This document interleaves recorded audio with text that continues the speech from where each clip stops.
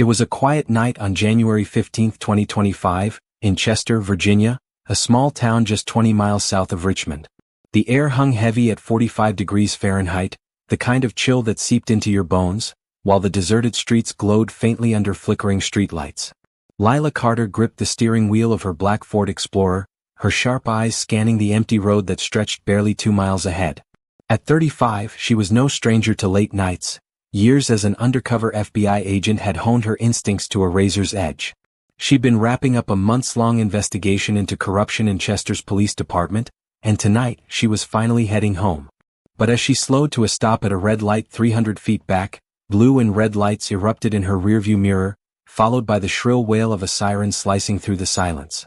2 white cops, Jack Riley and Ben Foster, swaggered out of their patrol car, their badges glinting like a taunt. Riley leaned into her window, his voice dripping with fake authority. "You ran that light back there, ma'am. Step out." Lila's jaw tightened. She knew she'd stopped. Her training didn't allow for sloppy mistakes.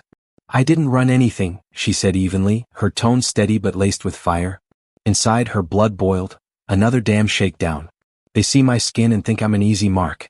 Foster smirked, already circling her SUV like a vulture. "We'll see about that," he muttered. Lila's hands stayed calm on the wheel, but her mind roared with fury. They've got no idea who they're messing with tonight. This isn't just profiling, it's their funeral. The quiet streets of Chester were about to witness a storm, and Lila Carter was its eye. The cold had tightened around Chester, Virginia, as the clock struck midnight. The 45 degrees Fahrenheit chill clung to the air, frosting the edges of Lila Carter's black Ford Explorer as it sat parked on the shoulder of a narrow 2-mile stretch of asphalt. Just moments ago, she'd been savoring the thought of wrapping up her undercover FBI stint, months spent digging into the rot festering within Chester's police department. Now, that quiet satisfaction was torched by the flashing red and blue lights still pulsing in her rearview mirror. Jack Riley and Ben Foster, the 2 white cops who'd pulled her over with their trumped-up, ran a red light excuse, weren't just fishing for trouble. They were setting a trap, and Lila could smell it from 300 feet away. Her hands stayed steady on the wheel, but inside her blood simmered. "They think they've got me cornered. Let's see how long that lasts." Riley leaned closer to her window, his breath fogging in the cold, his smug grin practically begging to be wiped off. "License and registration," he barked, his voice thick with fake authority. Lila handed them over, her movements slow and deliberate, every nerve in her body screaming. This isn't about a traffic stop. Foster, meanwhile, prowled around her SUV like a hyena, his flashlight beams slicing through the dark. "Mind if I take a look?" he called out, already popping the trunk before she could answer. Lila's jaw clenched. "I didn't consent to that," she said, her tone sharp enough to cut glass. Riley chuckled, waving her off. "Probable cause, sweetheart. You were acting twitchy." "Twitchy?" Her mind roared. "The only thing twitching here is your lying tongue." Seconds later, Foster let out a theatrical, Well, what do we have here?" He held up a small plastic bag, the kind you'd see in a bad cop movie, filled with a white powder that glinted under his flashlight. It dangled from his fingers like a trophy, and Lila's stomach twisted, not with fear but with a white-hot fury. She knew that bag wasn't hers. She'd stopped at a gas station 5 miles back to refuel, her tank now reading 3/4 full, and she'd checked every inch of that trunk herself. This was a plant, a cheap, dirty setup, and these clowns thought they'd hit the jackpot. "Looks like a felony to me," Foster said, smirking as he tossed the bag onto the hood. Riley stepped closer, his eyes glinting with malice. "Possession with intent to distribute. That's what, 10 years minimum? Better start talking, Carter." Lila's lips curled into a faint, dangerous smile. "You're digging your own graves," she said softly, her voice a low burn that made Foster falter for half a heartbeat. Inside, her rage was a wildfire. "They've done this before, framed people like me, ruined lives, and walked away laughing." She'd seen the stats. Black drivers stopped 3 times more often in Chester than white ones, half those stops ending in convenient drug busts. But they didn't know about the tiny recorder stitched into her jacket, humming silently, capturing every word, every sneer. Riley scoffed, misreading her calm for surrender. "Tough talk won't help you in lockup. Step out, now." The cuffs clicked around her wrists, cold steel biting into her skin, but Lila didn't flinch. She stood tall, 5 feet 8 inches of coiled defiance, as they shoved her toward the patrol car.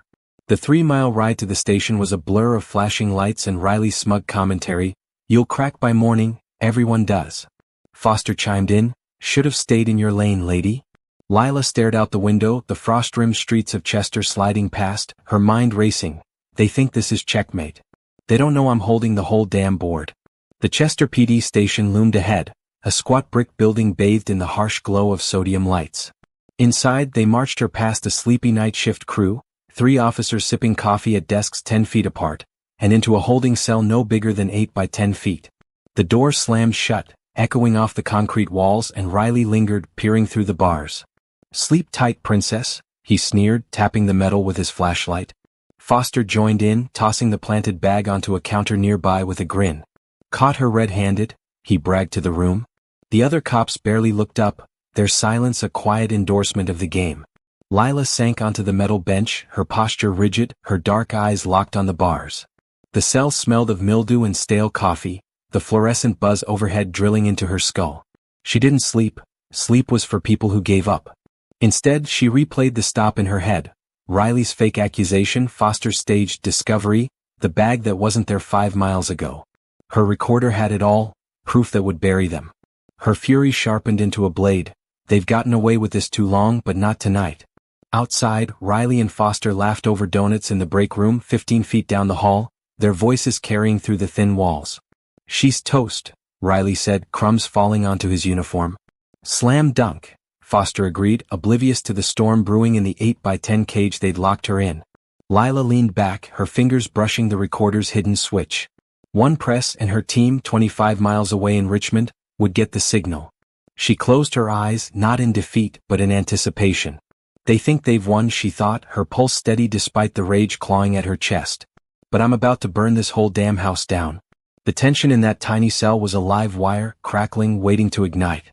The clock in the Chester, Virginia police station crept toward 3 a.m., the frigid 45 degrees Fahrenheit night pressing against the frost-coated windows. Inside the 8 by 10 foot cell, Lila Carter sat like a coiled spring, her dark eyes glinting with a fury that had been simmering since Jack Riley and Ben Foster pulled her over on that deserted 2-mile stretch of road.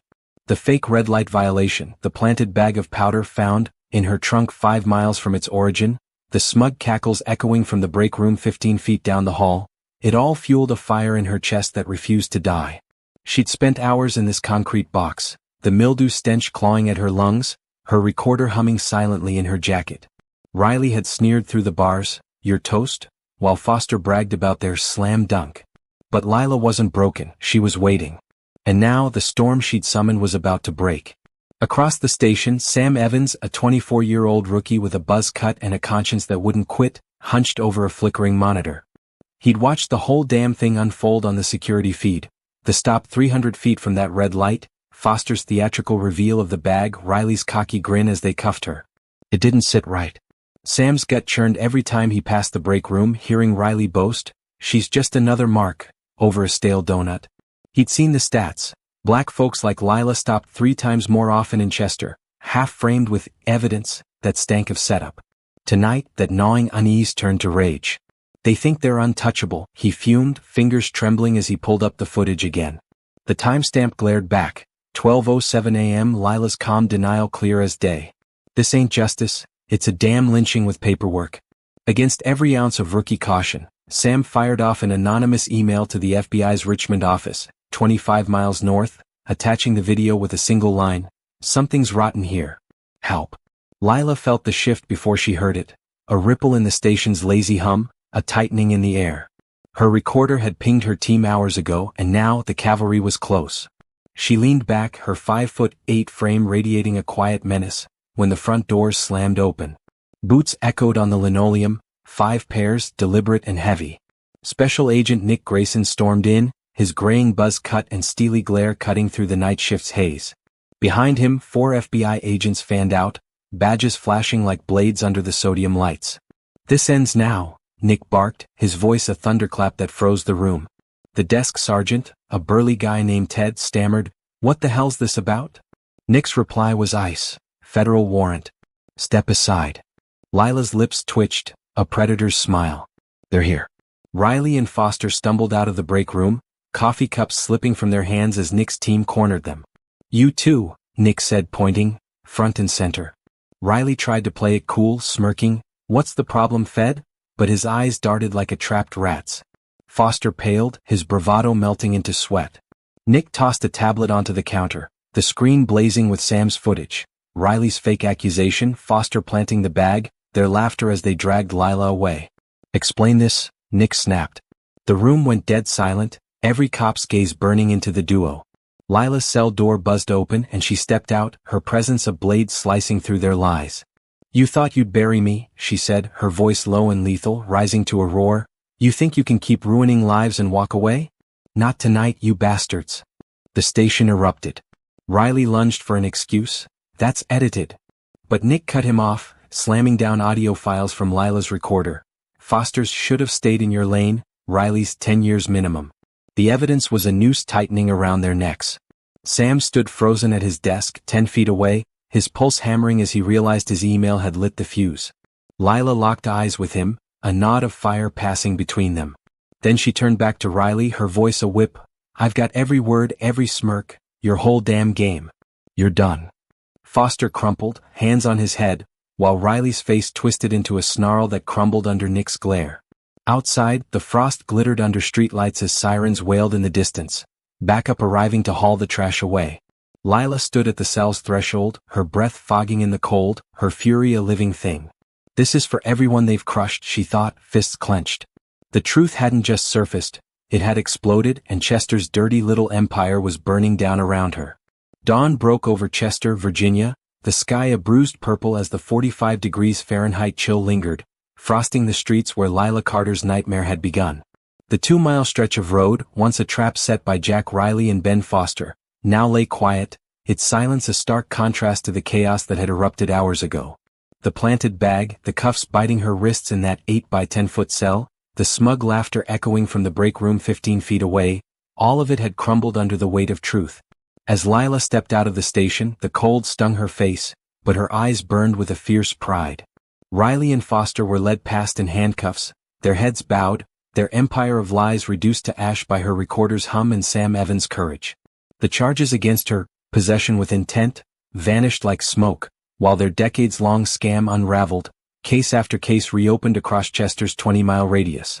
Lila stood still, her 5'8" frame unyielding, watching the patrol car haul them away. Tears welled, not from weakness but from a raw, searing victory.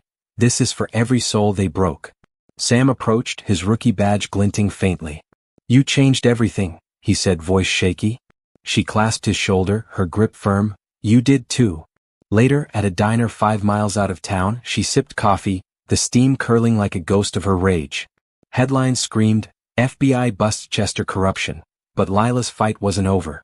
As she drove off, Richmond's skyline 25 miles north loomed ahead, her next mission calling. The frost gleamed under her tires, a fragile beauty masking the fire within.